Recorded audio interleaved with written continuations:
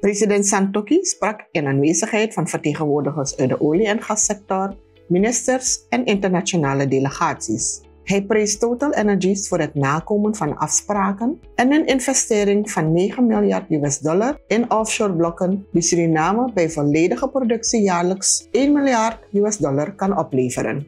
Hij waardeerde de steun van de instellingen als het IMF, de Wereldbank en de IDB bij het economisch herstel en stelde dat er nu een stabiel investeringsklimaat is. Santokhi benadrukte het belang van local content, betrokkenheid van Surinaamse bedrijven, scholing van arbeidskrachten en gemeenschapsontwikkeling. Ook duurzaamheid kreeg aandacht. Suriname blijft zich als carbonnegatief land inzetten voor balans tussen groei en milieu. Tot slot prees hij de samenwerking met internationale oliebedrijven zoals Petronas en Shell en Staatsolie voor het aantrekken van strategische partners in het kader van gedeelde welvaart.